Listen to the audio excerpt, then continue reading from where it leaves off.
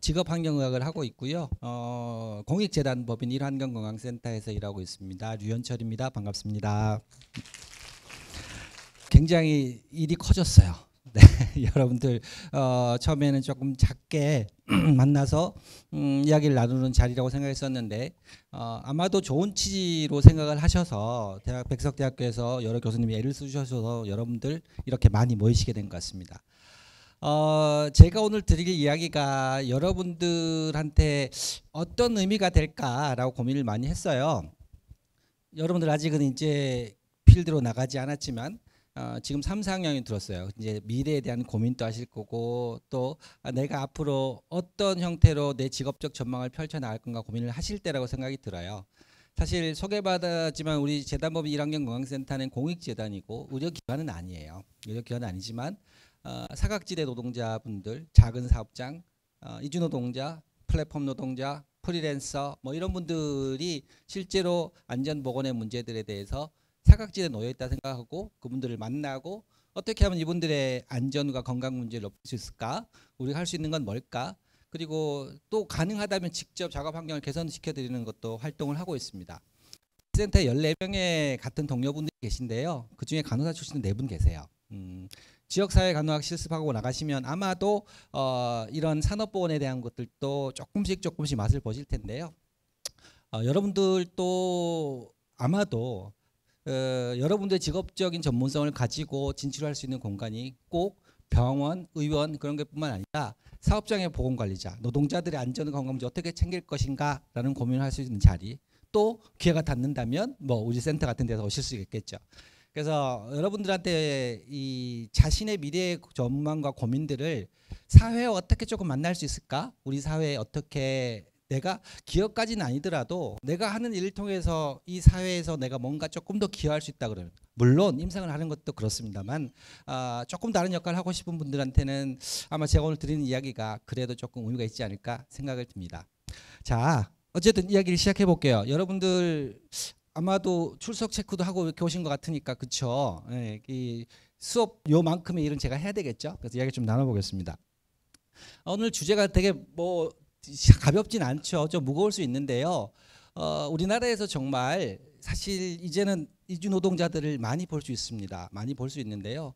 이들이 한국의 필요에서 우리 사회의 필요에 의해서 들어온 거죠. 자신의 선택이기도 하지만요. 그분들이 없으면 아마도 여러분들 밥상 위에 올라오는 깻잎은 올라오지 못할 수도 있습니다. 그리고 작은 사업장에서 힘들고 어려운 일들을 하는 일들이 이루어지지 않으면 첨단 산업이라고 하는 자동차, 반도체 이런 산업들도 이루어지기가 되게 힘들어요. 그래서 그렇게 우리 사회에 필요한 존재로서 이들이 한국에 와 있는데 정말 건강이라는 문제들에 대해서는 어떻게 우리 사회가 풀어나가고 있을까 하는 고민을 조금 같이 해보자라는 이야기입니다. 그런데요, 하기 전에 이제 제 소개를 이미 잘 해주셨기 때문에 근데 조금만 더 제 직업 이야기를 하면 네, 도움이 될 것 같아서 말씀을 드리는데요. 제가 어디 가서 의사라고 자기 잘 이야기를 안 해요. 그런데 그런 것들 중에 또 한 가지 뭐냐면 보통 사람들이 의사 그러면 그 다음 질문이 뭐예요? 무슨 과 의사세요? 물어보잖아요. 그럼 내과다, 뭐 정형외과다, 뭐 성형외과다, 뭐 이런 이야기 하면 되게 이해하기 쉬운데 직업환경의학을 한다 그러면 다들 갸우뚱하죠. 혹시 직업환경의학이라는 이야기를 이 자리에 오기 전에 들어보신 분 계세요? 손 들라고 하면 잘 안 들 거죠. 그래도 혹시나 들어보신 분 계세요? 네, 손을 들기가 싫을 수도 있고 진짜 못 들어봤을 수도 있을 겁니다. 직업환경 이야기를 조금 먼저 드리면 좋을 것 같아요. 지금 병원 어느 사이트에 들어가서 보면 과들이 이렇게 많이 있죠. 여기 어딘가 여러분들 들어가서 일하실 수도 있고요. 엄청나게 세분화되어 있고 전문화되어 있습니다. 그런데요, 여러분들이 간호학과 다니잖아요. 그렇죠? 간호학과 다닌다는 걸 주변 친지나 혹은 뭐 친척분들 중에 안다 그러면 가끔씩 여러분들 그런 전화하지 않아요? 무슨 과를 가야 될까? 내가 무릎이 아프고 막 그런데 어느 과를 가야 되는 거야 도대체? 정형외과야? 재활의학과야? 마취통증의학과야? 막 이런 헷갈릴 정도로 정말 일반인들은 이 많은 과가 뭘 하는지도 잘 모를 정도로 세분화되어 있습니다. 발전한 거기도 하죠. 발전한 거기도 할 겁니다. 그래서 어디가 아프세요? 그러면 자 보통 이렇게 생각하죠. 심장이 아프니까 심장내과로, 그렇죠? 관절이 아프니까 정형외과로, 폐가 아프니까 호흡기내과로 이렇게 생각을 한단 말이죠. 그런데 심장이 아프니까 심장내과로 가라. 어디가 아프니까 어디로 가라. 이렇게 얘기한다. 좋아요. 어깨가 아팠어요. 어깨가 아파서 어디로 갈까 해서 정형외과를 갔습니다. 가서 가니까 막 가자마자 마침 잘 오셨습니다. 내가 엄청 바쁜 사람인데요. 마침 오늘 예약을 하시면 바로 내일 모레 간단한 관절경 시술하시고 나면 엄청 좋아지실 거예요. 막 이렇게 얘기하죠. 근데 막상 수술 받고 난 다음에 다 좋아질 수는 없는 거잖아요. 그래서 선생님 수술 받았는데도 제가 좀 계속 아픈데 어떡하죠? 그럼 웃으시던 의사 선생님이 수술은 잘 됐습니다. 이렇게 한단 말이에요. 문제가 뭘까? 정말 심장이 아프고 폐가 아픈 걸까? 관절이 아픈 걸까? 사실은 사람이 아픈 거죠. 사람이 아픈 겁니다. 페인 리셉터가 있어가지고 그 부위가 아픈 게 아니고요. 사람이 아픈 거거든요. 그러니까 자, 심장이 아프고 폐가 아프고 그런 게 아니라 사람이 아픈 거예요. 아주 세분화된 그 자기가 알고 있는 임상 과목으로 거기가 아픈 건 아니죠. 사람이 아픈 거고요. 그리고 그 사람이 아프게 되면 그 사람의 주변 조건들도 아파집니다. 긴 병 치료에 효자 없다 그러잖아요. 그렇죠? 그리고 그 일 가족뿐만 아니라 불건강한 사회가 지속되게 되면 그 사회 전체, 지역 공동체, 국가까지도 불건강해질 거예요. 이렇게 나아가기도 하고요. 또 반대로요. 사회가 건강하지 못해요. 사회가 건강하지 못하면 사람들 사이의 관계가 왜곡되고 비틀립니다. 소위 말하면 직장 갑질, 갑을관계 이런 것들을 통해서 사람들의 관계가 왜곡되고 물론 여러 가지 있을 수 있죠. 뭐 의사와 환자 관계, 의사와 간호사 관계, 간호사와 보호자의 관계 이런 것들도 서로 신뢰관계가 깨지고 왜곡되면 힘들어지죠. 그래서 국가나 사회가 불건전하게 되면 사람 사이의 관계가 틀어지게 되고 그중에 가장 취약한 사람이 아파지게 됩니다. 근데 아픈데 가장 자신의 몸줄 중에서 가장 약한 부분부터 아파지기 시작해요. 일을 많이 하는 사람은 어깨가 아플 수도 있고요. 어떤 사람은 마음을 다치기도 합니다. 그래서 인체의 장기가 아픈 게 아니고 사람을 중심으로 생각하게 되면 사람으로서 확장돼서 사회가 아프기도 하고요. 사회로부터 출발하는 사람의 고통들 자체가 자신의 신체의 문제로 나타나기도 하거든요. 그래서 어디 장기가 아프다고 생각하는 것 자체는 임상의학의 관점이죠. 임상의학이 중요하지 않다는 게 아니라요. 사회와 만나는 부분이 있어야 된다는 겁니다. 이게 직업환경의학이고 사회의학 중에 한 부분이라고 저는 생각하고 이쪽으로 왔거든요. 자, 사회와 만나는 부분들은 생각해보면 되게 중요한데 가끔씩 잊혀지죠. 근데 저는 분명히 만나야 되는 점이 있다고 생각을 해요. 만나는 점이 있어야 되고요. 의학, 간호학 모두 다 응용과학이기도 하지만요. 실제로는 사회적 관점들이 있어야 된다고 생각을 해요. 그래서 그런 관점에서 제가 하는 학문은 이렇습니다. 진료실에 앉아서 환자를 보는 게 아니고 저희 과는요. 물론 그것도 합니다. 하지만요. 직접 이 사람들이 아픈 이유들 자체를 찾는 것 중에 가장 중요한 것 중에 한 가지가요. 당신의 직업은 무엇입니까? 물어보는 게 되게 중요합니다. 근데 이런 것 잘 인식을 안 하죠. 응급실 같은 데나 혹은 뭐 다른 데 가서 갑자기 뭐 환자가 왔어요. 간 수치가 높아지게 되면 무슨 약 드셨어요? 뭐 보약은 드지 않았습니까? 뭐 술은 많이 드셨어요? 이것만 생각하지만 무슨 일을 하실까요? 라는 질문을 잘 안 하게 됩니다. 근데 이제 그걸 찾아내 갖고 일과 관련된 건강의 문제를 보는 것이 대단히 중요하다는 겁니다. 현대 사회인이 다 일을 하잖아요. 그렇죠? 우리가 헌법에 보면 그런 이야기 있어요. 모든 국민은 인간의 존엄을 지키면서 행복을 추구할 권리가 있다. 근데 이제 우리 사회 자본주의 사회에서 행복을 추구하려면 뭐가 필요해요? 돈이 필요하잖아요. 그러면 직업 활동을 해야 돼요. 그러면 마땅히도 인간의 존엄을 지키면서 행복을 추구하려 그러면 일자리가 필요한 거고 그래서 일자리 근로의 기준을 법률로 정하라 그래서 근로기준법이 나와 있고요. 그 근로의 기준 안에 안전과 보건도 사실 들어가 있습니다. 거기만 따로 떼가지고 또 다른 법이 만들어지기도 했고요. 자, 어쨌든 간에 일터에서 비롯되는 문제들, 직업을 갖고 있다 그런다면 코로나 시기에 조금 바뀌긴 했지만 집에 있는 시간보다 훨씬 많은 시간을 일터에서 보내게 됩니다. 그러면 우리 과가 하는 일들은 현장을 다니는 일들을 많이 해요. 어떤 일을 하기 때문에 아파질까? 일터에 어떤 문제들이 일하는 사람이 건강을 해칠까 보는 게 우리 과고요. 이런 것들 자체가 사실은 확장돼야 된다고 생각을 합니다. 보통 의학을 한다 그러면 아까 말씀드렸던 것처럼 생리학이니 해부학이니 이런 것만 공부해야 되는 것들은 아니라고 생각하거든요. 그래서 이런 책도 있습니다. 건강과 질병의 사회학. 왜 뜬금없이 사회학이지? 사회학이란 것 자체는 인간이 살아가는 방식에 대해서 공부를 하는 거거든요. 그리고 사람과의 관계를 공부를 하는 겁니다. 그런데 이것들 들여다보다 보면 왜 강남에 있는 사람들 자체가 서울 강남에 사는 사람들의 건강 수준 자체가 저 멀리 시골 농촌 마을에 사는 사람들보다 훨씬 더 높을까라는 고민을 하게 될 거예요. 사람들의 관계, 사람들이 왜 그렇게 살아가는지를 들여다보게 된다면 건강과 질병의 문제들도 반드시 임상의학적 병원체 문제라든가 이런 것뿐만 아니고 사회적 제조건이 필요하다고 알게 되거든요. 조금 더 쉽게 이야기하면 이런 거예요. 사회학, 건강과 질병의 사회학은 사람들이 왜 아픈지, 그리고 누가 더 아픈지, 그리고 또 과연 그게 정당한가 이렇게 보는 겁니다. 이게 인문학적인 소양들이 필요하다고 저는 생각한 이유고요. 산업재해와 직업병은 정치, 경제학, 사회학의 일부라고 할 수 있는데요. 사회적인 문제, 제도적인 문제, 그리고 경제적인 수준의 문제랑도 되게 관련이 많이 있어요. 그래서 이러한 이야기도 하고 있습니다. 그렇다 그러면 건강과 질병의 사회학이 이야기했던 것처럼 직업병과 산재의 문제는요, 이런 겁니다. 노동자들은 왜 아프고 위험해질까? 어떤 노동자들이 더 위험해지는 걸까? 그리고 그건 정말 과연 정당한가의 문제까지 보는 것이죠. 그래서 이제는 그렇게 이야기하는 거예요. 직업이란 것 자체가 여러분들 질병 뭐 여러 가지 내과 공부하시다 보면 리스크 팩터라고 배우죠. 리스크 팩터. 리스크 팩터 주변 요인으로서의 리스크 팩터일 뿐만 아니고 실제적으로는 그 자체가 병의 가장 큰 이유가 되기도 한다는 것들을 이야기하고 있습니다. 이걸 찾아보는 것들이 저희 과의 역할이라고 생각하는데요. 사실 안타깝게도 우리 직업환경학과 선생님들이 지금은 다 검증 기관이 많이 계셔가지고 저처럼 이렇게 의료기관 밖에서 활동하시는 분들이 많지는 않습니다만 그래도 제가 병원에 벗어다니는 덕에 이런 자리도 갖고 있는 것 같습니다. 자, 이 이야기가 좀 길어졌는데요. 오늘 제 직업환경의학 이렇게 말씀드리고 거기에 출발해서 입주 노동자들의 건강 이야기를 할 때 핵심 주제어는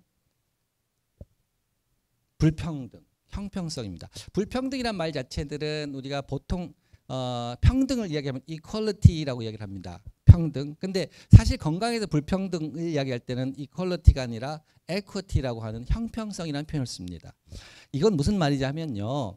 기계적으로 모든 사람들이 다 똑같이 가져야 돼라는 것들 자체가 equality라고 이야기한다 그러면요. equity는 그게 아니야.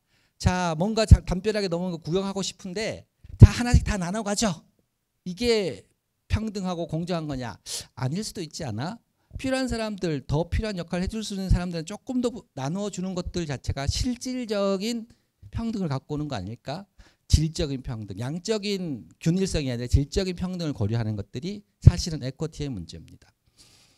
뒤에 나오겠지만 이주 노동자들의 문제를 이야기할 때 아니 불법 미등록임이 아니면 다 건강보험 해주잖아. 건강보험 진료 받으면 되지. 이렇게 이야기하는 것 자체는 어떻게 보면 이퀄리티일 수 있습니다. 그런데 언어의 장벽이 있어 멀리 떨어진 외진데 있어가지고 병원 진료를 하기도 어려워 기타 등 여러 가지 이유로 해서 건강에 있어서 자신의 문제들을 해결하기 어려운 사람들한테는 기계적인 평등만큼 해결해 줄 수가 없습니다. 무엇을 더 찾아줘야지라고 이야기하는데 사실 우리 사회는 이퀄리티도 잘 안 돼 있고요. 에코티의 문제는 더 멀리 있기도 합니다. 오늘 그 이야기를 좀 하려고 그래요. 자, 처음에 그 직업의학에 있어서의 산재와 직업병의 문제들 자체가 어쩌면 사회학과 맞닿아 있다 얘기하면서 이런 이야기 했잖아요. 노동자들은 왜 아프고 왜 위험해지고 이런 이야기 그리고 어떤 노동자가 더 위험해지느냐 이런 이야기를 하려고 그러는데요. 좀 어렵게 영어로 쓴 것도 있지만 이 정도 아시잖아요. 제일 첫 번째가 이게 일하는 사람들이 그러니까 여러분들도 노동자가 될 거잖아요. 그렇죠? 여러분들도 위험해질 수 있는데 노동자들은 왜 위험해질까부터 이야기를 시작하면 그렇습니다. 리스크라고 하는 것들을 다루는 학문이 직업환경의학이에요. 리스크란 것 자체는 온 천지가 다 위험투성입니다. 위험투성인데요. 위험의 관점을 바라보는 게 기업하고 혹은 뭐 농촌에 가면 농장주하고 일하는 사람들이 서로 달라요. 일하는 사람들에 있어서 리스크는요. 자신의 신체나 정신의 건강이 훼손이 있을 것 같으면 위험이잖아요. 그죠? 리스크란 말이에요. 그렇잖아요. 그러면 이분들의 리스크의 반대말, 일하는 사람들의 리스크의 반대말은 세이프티 혹은 헬스가 되겠죠. 헬스를 포괄한 개념으로서 세이프티, 안전이 될 겁니다. 그리고 리스크 매니지먼트라는 것 자체는 한 노동자 개인 혹은 한 집단의 신체적, 정신적 온전성과 안전성을 유지하는 것 자체가 리스크 매니지먼트가 돼요. 근데 기업의 입장에는 어떨 것 같아요? 기업의 리스크는요, 기업이 돈 버는데 위험해지면 리스크입니다. 뭐 환율 리스크, 오너 리스크 이런 얘기 많이 하는 거. 그래서 돈 버는데 위험이 발생하는 거. 근데 이건 잘못됐다라는 이야기를 하는 건 아니에요. 잘못된 건 아니에요. 여러분들 다 배웠겠지만 기업이라는 것 자체는 그것을 목적으로, 영리축을 목적으로 만들어진 조직이에요. 그렇기 때문에 그게 잘못된 건 아니에요. 문제는 이제 이게 어긋나는 부분에서 문제가 생기는 건데요. 기업의 리스크가 돈 버는 데 있어서 생산의 차진이나 중단 때문에 오는 것들에서 벌어지는 이윤 획득의 위험이라 그러면 기업의 리스크의 반대말은 뭐겠습니까? 이윤입니다. 프라핏이 이윤이 되는 거거든요. 이것도 뭐라고 할 수는 없는 거예요. 그리고 기업의 리스크 매니지먼트는 이윤 활동에 대해서 위험 요소를 제거하는 것 되는 건데 문제는요. 이 노동자의 위험이란 거, 기업의 위험이란 것 자체가 너무 많은 차이가 진다는 겁니다. 노동자들이 위험해지고 막 죽고 쓰러지고 다치는데 기업은 멀쩡해. 우리 사장님은 아무런 걱정 없이 두 다리 뻗고 잠을 자. 여기서부터 문제 발생하는 겁니다. 또 반대로요. 기업이 열심히 투자를 해가지고 일하는 사람들이 안전하고 건강하게 만들어준 조건을 형성해줬는데 그거를 통해서 기업이 돈 버는 게 도움이 안 돼. 오히려 가격 경쟁력에서 더 밀려. 이렇게 되는 문제들. 기업의 위험의 관점과 노동자의 위험의 관점이 다르지만 그것이 비슷해지고 노동자들이 자꾸 죽고 다치면 회사도 휘청휘청하고 사장님도 안절부절 노심초사 해야 되는 거. 이렇게 만드는 것. 그리고 기업이 노동자들의 건강관리나 안전관리 잘 하게 되면 그런 기업이 돈 더 잘 벌게 만들어지는 게 가능해야 되는데 이것이 간극이 벌어진다는 겁니다. 이 간극이 문제는 제도적으로 이런 것들을 강화시킨다는 거예요. 슬픈 이야기지만 지금 뭐 혹시나 사회적 관심이 있는 분들은 중대재해처벌법 이런 이야기를 들어볼 텐데요. 그전에는 산업안전보건법이라는 것 자체가 일하는 사람들의 안전과 건강을 어떻게 관리해라라는 것들을 제시해 주는 기준이었습니다. 그런데 기존의 산업안전보건법으로요. 노동자들이 아무리 죽거나 다쳐도 실질적으로 회사나 사장님이 받는 벌금은 500만 원 수준을 넘지 않았습니다. 그러니까 기업들은 그런 고민이 생기는 거예요. 이거 예방한다는 것 자체는 아직 발생하지도 않은 산재예요. 직업병이에요. 거기에 대해서 돈을 얼마나 들여야 이게 예방될지도 잘 몰라요. 그렇잖아요. 우리 회사는 발생하지도 않은 거에다 돈을 몇 억씩 들였는데 어쨌든 이게 어떤 효과가 나오는지는 잘 모르지만 자꾸 돈을 투자해야 돼. 기업은 그런 선택을 하기가 되게 걱정스럽습니다. 그런데 막상 사고가 났어. 사람이 크게 다치고 여러 명이 다치고 죽었는데 어라? 500만 원 벌금밖에 없네? 이렇게 되면 어떤 선택을 하게 되겠습니까? 사고 처리에 내가 신경을 더 많이 쓰게 되는 거죠. 그냥 벌금 물고 말지. 이렇게 된다는 겁니다. 이러한 제도가 자꾸 노동자의 위험과 기업의 위험의 다른 관점들 자체의 간극들을 더 벌려놓게 되고 이런 것들이 계속 지속되다 보면요.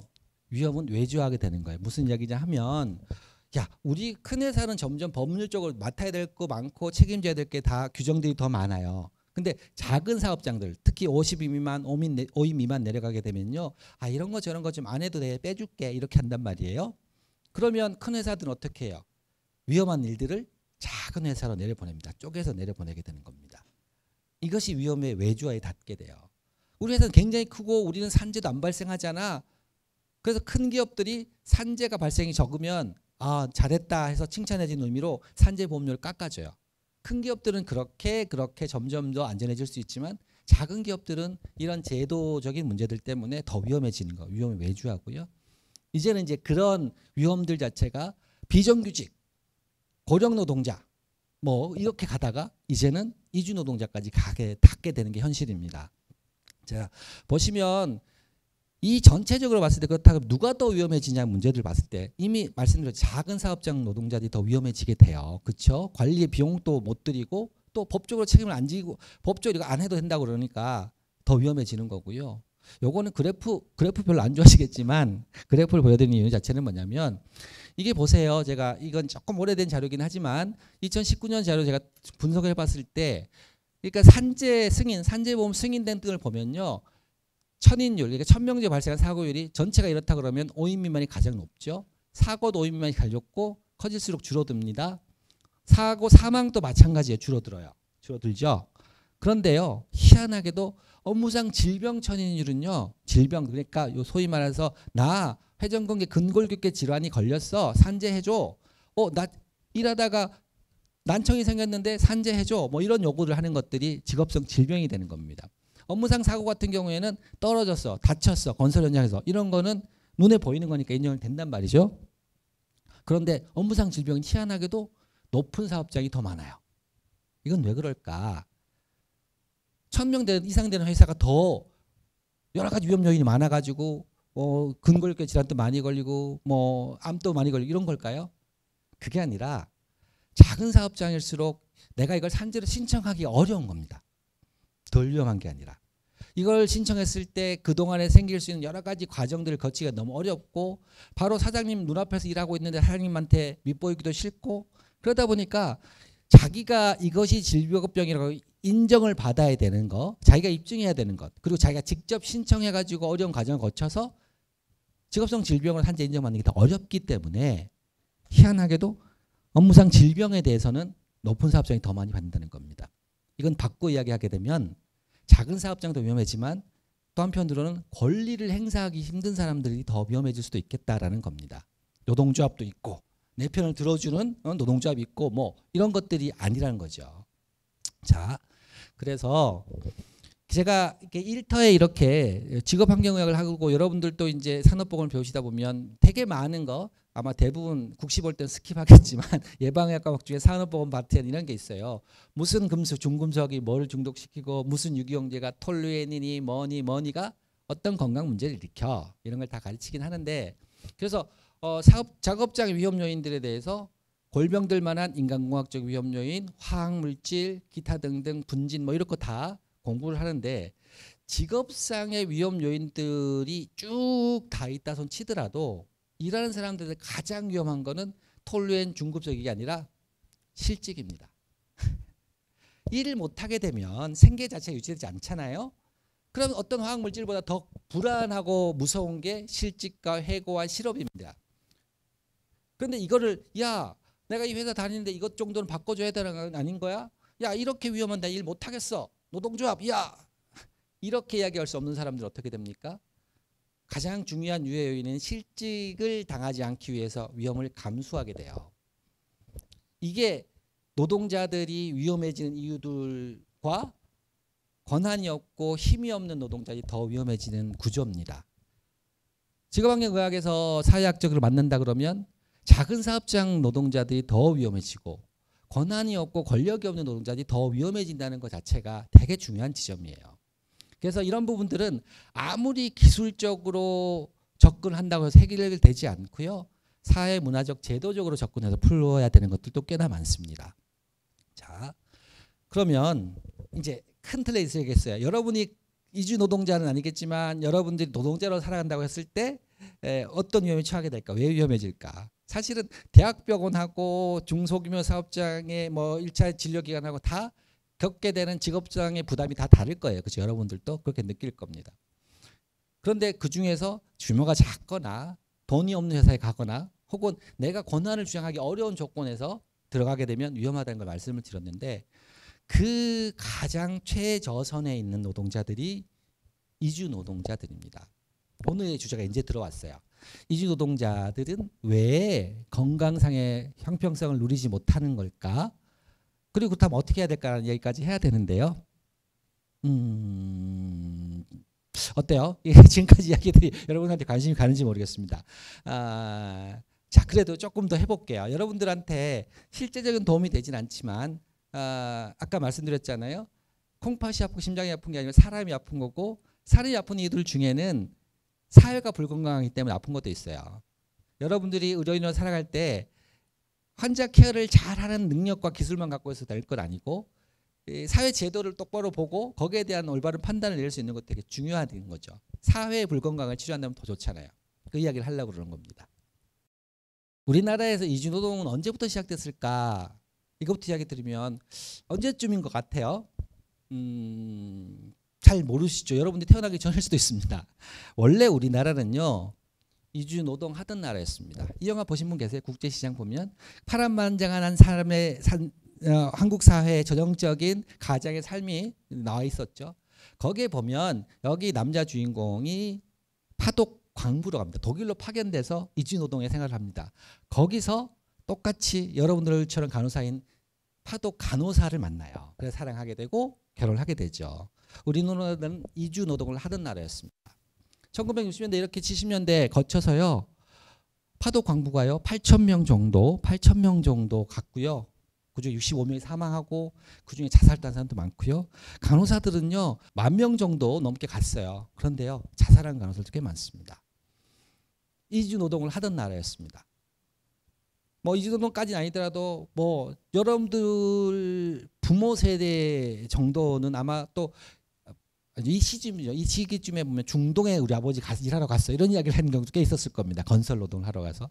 그런 나라에서 이주 노동이 시작된 것 자체, 이주 노동자가 받는 나라고 그러는 거는 80년대 중후반부터였습니다. 80년대 중후반. 1987이라는 영화를 보신 분도 계실 거고 그럴 텐데요. 80년대 후반 우리나라의 격변기였습니다. 그전에는요. 독재 정권, 개발 독재 안에서 굉장히 자신의 권리를 주장하기 힘들었던 시대였죠. 그런데 80년대 후반 정도 들면서 3조 호황이라는 국제적 경기 속에 우리나라가 굉장히 호조권을 갖게 됩니다. 달러, 유가, 환율 이렇게 다 낮아요. 그러면서 우리가 굉장히 급속도로 경제 성장을 막 이뤄내게 됩니다. 그 경제 성장을 막 이뤄내게 되니까 노동자들도 이렇게 국부를 성취하고 우리나라의 경제가 발전했을 때 우리의 권한들, 우리의 권리들, 우리가 한 일들에 대한 보상을 원하게 된 거고요. 그래서 사회적으로 이거는 민주화와 같이 돌아갑니다. 그러니까 1987의 민주화 열풍도 막 드러나고 그리고 노동자들도 자신의 권익을 주장할 수 있게 됩니다. 노동조합을 만들고 그리고 임금 인상 요구를 하고 자격 환경 개선 요구를 막 하고 이럴 때였어요. 또 이때쯤 우리는 또 야 우리나라가 이제 중진국으로 들어갔어. 중진국으로 성장한 우리나라를 세계 만방에 알려야 되겠어. 라면서 올림픽을 유치합니다. 그때쯤 돼서 한국이 세계에 알려지게 되고요. 이때 경제 호황기 겪으면서 이때쯤 등장한 이야기가 3D 기피 80년대 말부터 이런 이야기 있었어요. 3D 업종. 3D, 3D는 dirty, difficult, 그 다음에 뭐죠? dangerous. 더럽고 힘들고 위험한 일들은 안 하겠다. 우리만큼 먹고 살 됐으니까. 이런 것들을 막 걱정하기 시작하면 언론에서 90년대 초반에 막 3D 현상이 우리나라에 정말 큰 위기처럼 이야기했고요. 그 즈음에서 한국이 외국에 알려졌고 또 한 가지는 한중의 관계가 좀 좋아지기 시작합니다. 그전에는 중공이라고 해서 다 단절되어 있던 게 80년대 후반 들어서 북방외교 비슷한 것들 하면서 한중 관계가 좋아져요. 그래서 그 시기에 제중 동포들이 들어와서 일자리가 있으니까 중국의 경제격차를 보게 되면 중국의 경제격차가 심했거든요. 한국에 들어와서 그냥 주저앉아서 일하기 시작합니다. 한국이라는 존재를 알게 된 외국 노동자들도 들어와서 일하기 시작합니다. 이게 이주 노동을 하던 나라에서 이주 노동을 받는 나라로 바뀌는 시제였습니다. 그렇게 해서 더럽고 힘들고 위험한 일자리를 그렇게 불법으로 눈 감아줄 수밖에 없었어요. 일은 해야 되겠는데 그런 할 사람은 없어. 한국의 젊은이들은 그런 일 안 하겠다고 그래. 그러니까 그런 식의 불법과 탈법을 두다가 이게 이제 이렇게 되면 안 되겠다 싶으니까 산업연수생 제도, 그다음에 고용허가제 제도 이런 식으로 제도를 만들어 가지고요. 처음에는 산업연수생 제도들은 기업 조직에서 그냥 하도록 만들었었어요. 근데 그게 안 된다. 문제가 많이 생긴다. 뭐 이렇게 되니까 결국은 국가적 수준에서 여러 나라들과 협약을 맺고 이주 노동자를 받습니다. 이게 고용허가제, 현재의 이주 노동자의 모델이 된 겁니다. 우리나라 역사는 이렇게 되어 왔던 거예요. 그런데 이렇게 이주 노동이 시작되면서 문제는 자꾸 발생하게 됩니다.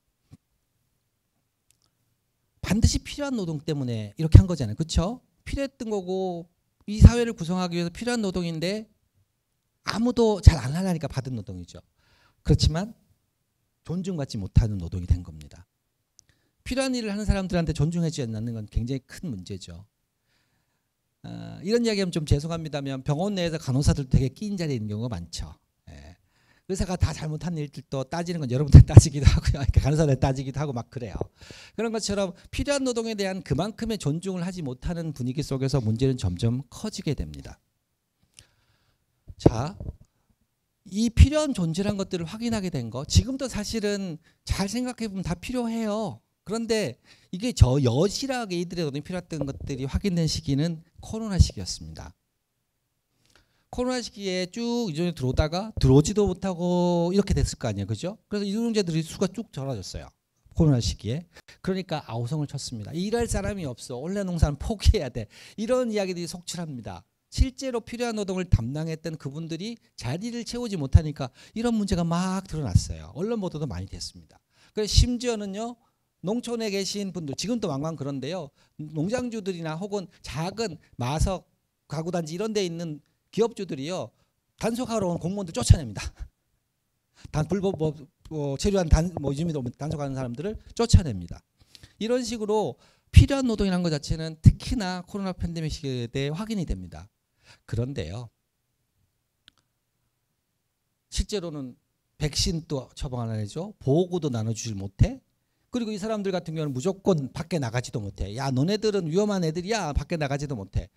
감염돼서 오면 안 되니까 넌 밖에 나가지 말고 맨날 기숙사에서만 일을 해야 돼. 이런 식으로. 그러면서도 실제로 사회적인 보호 대상은 안 되는 거죠. 강제로 명령해서 너네들은 이주노동자는 말이야 위험한 존재들고 항상 위생 상태 안 좋으니까 다 와서 검사 무조건 다 받아. 이런 식으로 차별하고 실제적인 보호 대책 밖에는 있었던 거. 차별을 할 뿐 보호하진 않았던. 이게 필요한 노동이면 다시 한번 확인했지만 여전히 존중은 없는 노동. 존중받지 못한 노동이 이주노동이었던 겁니다. 그래서 이 문제들 자체가 여러 가지 레포팅이 되기 시작해요. 실제적으로 보면 여러 가지 코로나 팬데믹 시대의 보호 제도에서는 보호 관리 대상 밖에 있고 그럼에도 불구하고 감시와 감독에서는 더 높아지고 이런 수준이 높아지고 이런 문제들이 등장하게 됩니다. 자, 이런 것들을 봤을 때 현상적으로마다 알 수 있겠죠. 그렇죠? 현상적으로 알 수 있을 겁니다. 조금 더 들어가 보면요. 아까 말씀드렸잖아요. 이제 꼭 필요한 노동이다. 숫자도 많이 늘어났습니다. 지금 외국인이라는 분들 자체 체류 자격별로 이렇게 보면요. 우리나라의 상주 인구가요. 얼마입니까? 지금 1000명 다니니까요. 140만 명 이상 우리나라에 상주하고 있습니다. 그리고요. 그중에 일하고 있는 사람들이 이렇게 많습니다. 거의 100만에 가까운 사람들이 우리나라의 일자리를 메꾸고 있다는 겁니다. 이렇게 일자리를 메꾸고 일을 하고 있는 게 현실이에요. 그런데요. 이분들은 어떻게 존중받지 못하고 존중받지 못하기 때문에 위험해지느냐를 보여주는 통계입니다.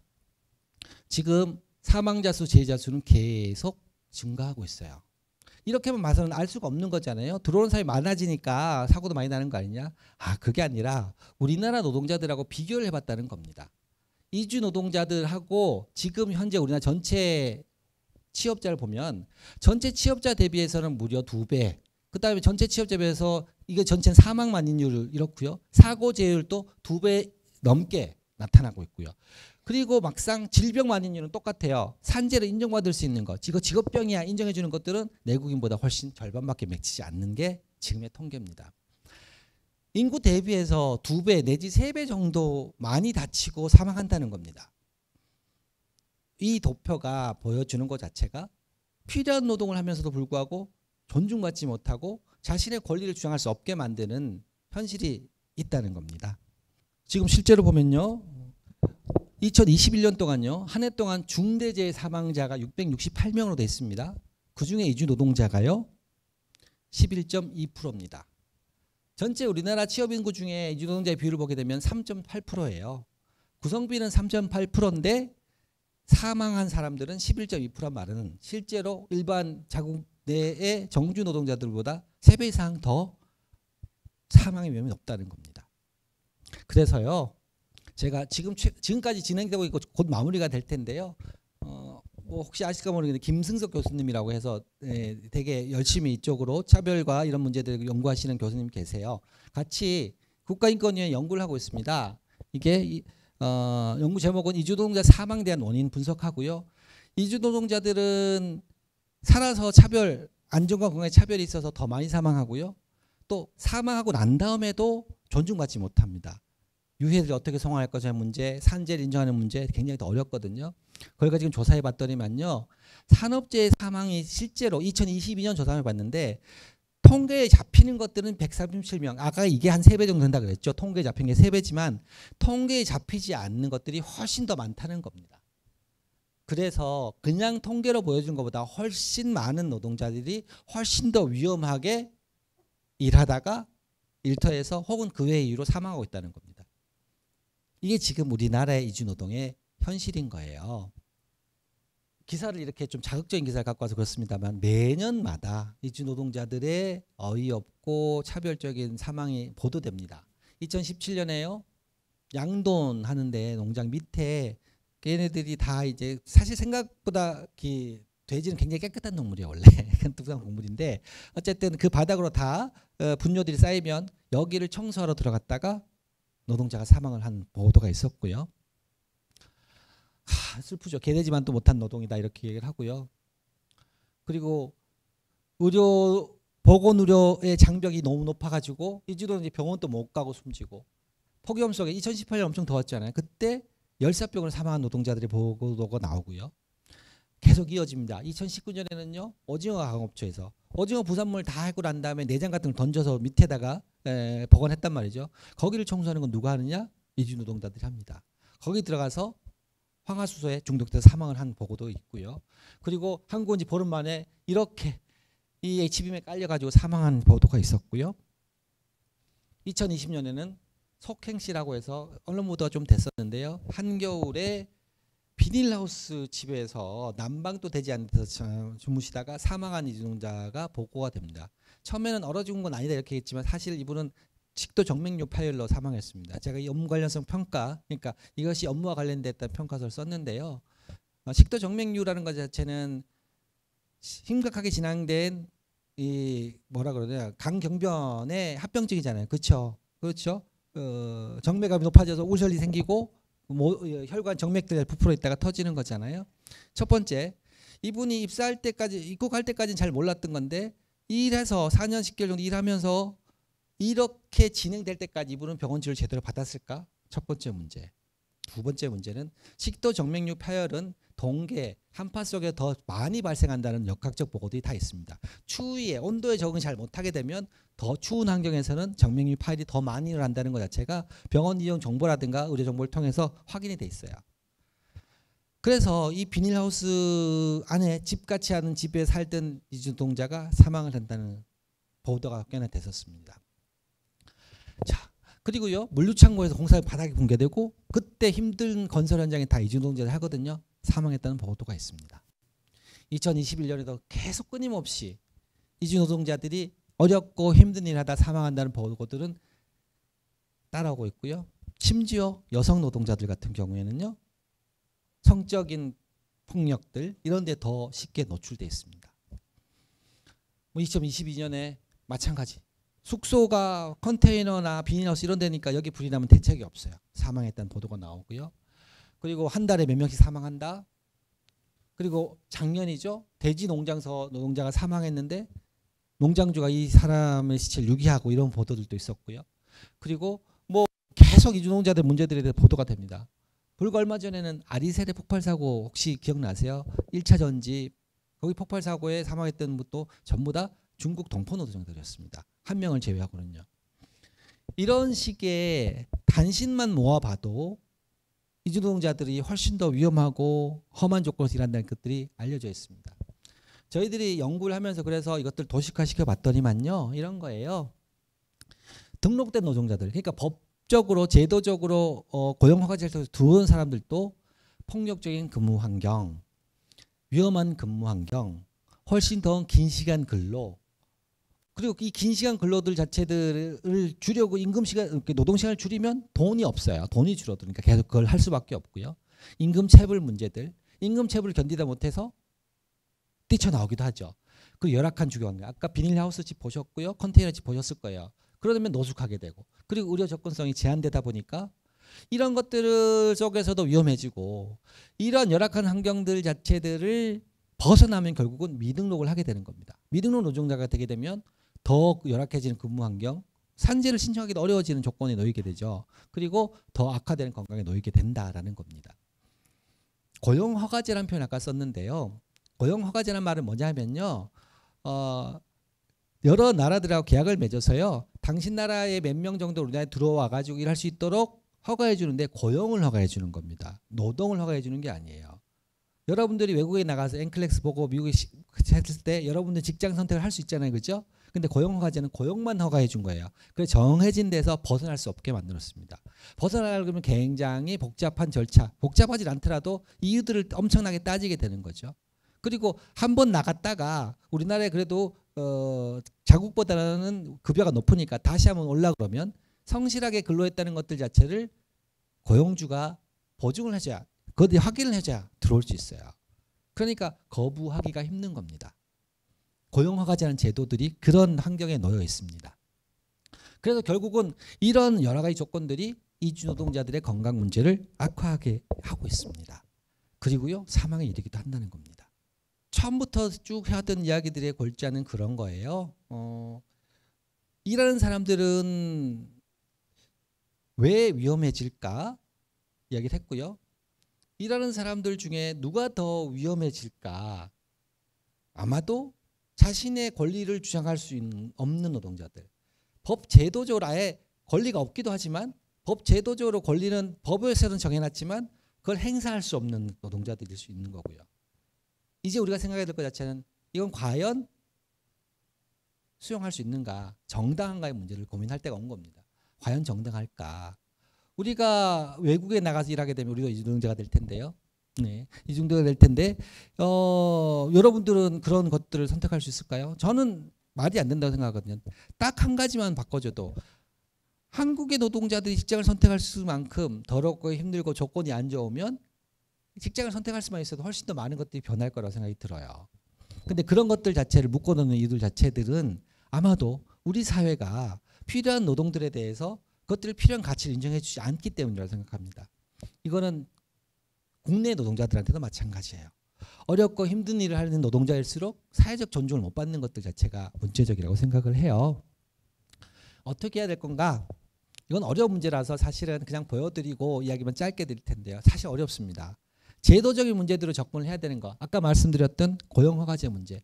최대 4년 10개월이지만 사업장 이동이 변경이 제한돼 있어요. 이건 결국 강제 노동의 다름 아니죠. 고용허가제가 바뀌는 것 저는 가장 중요하다고 생각을 해요.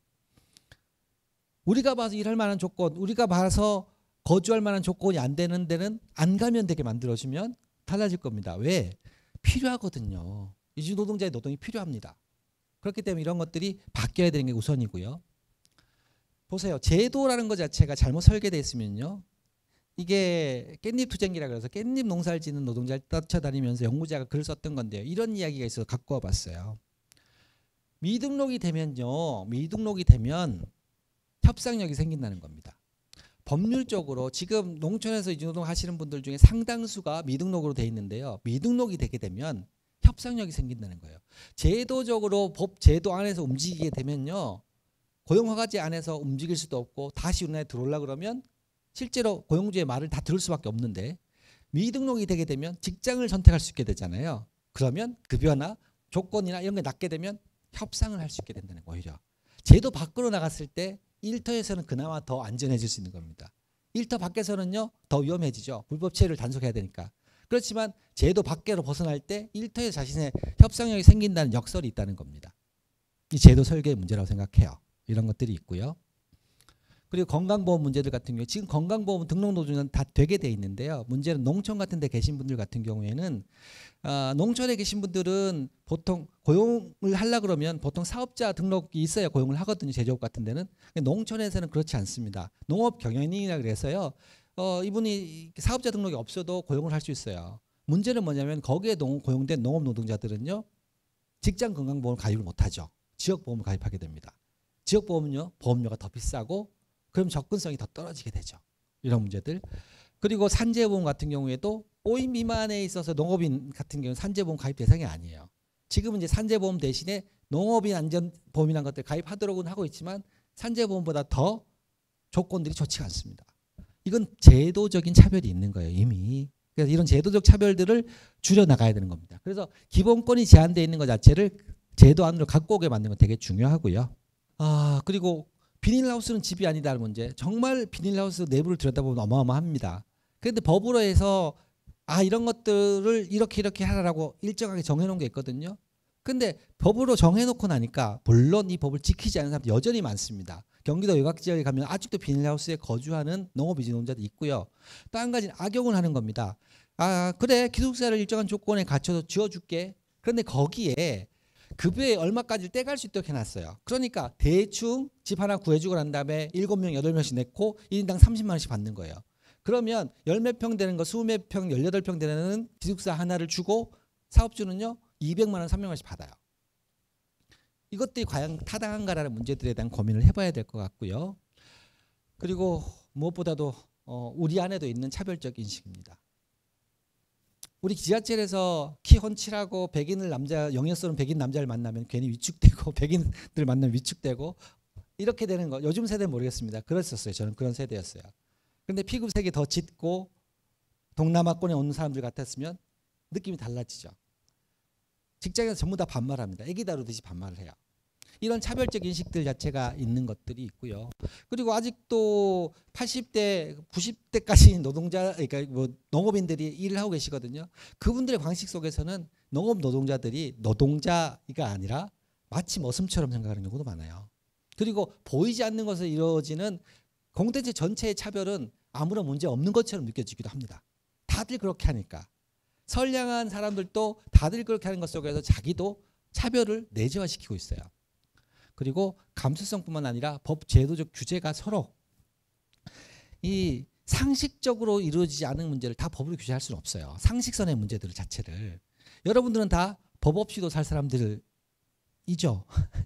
네. 그 법은 어떤 거냐? 사람을 죽이지 마, 훔치지 마, 사기치지 마. 이런 거는 법을 몰라도 지킬 수 있는 겁니다.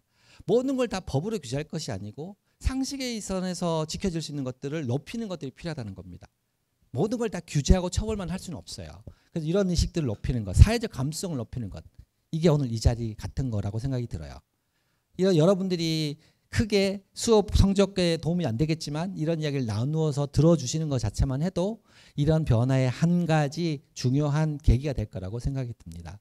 제 이야기는 이걸로 끝인데요. 사실은 제가 화두 중에 하나가 에코티, 인에코티라고 그랬습니다. 형평의 문제들. 그래서 누군가는 특별히 더 건강하고 누군가는 더 특별히 더 안전해지는 것들을 확보하기 위해서 누군가가 더 위험해지거나 누군가가 더 제도적 차별과 배제를 경험해야 된다 그러면 그건 바람직하지 않은 겁니다. 그러니까 모두가 안전해야 우리 사회가 안전한 거라고 생각을 해요. 긴 시간 동안 여러분들 그렇게 신나거나 재미있진 않은 이야기 해주셔서 감사합니다. 혹시 질문 있으신 분들 질문 좀 받고요. 마무리하려고 합니다. 혹시 질문이 있으시거나 의견 있으신 분 계실까요? 제 강의는 이걸로 마치겠습니다. 감사합니다.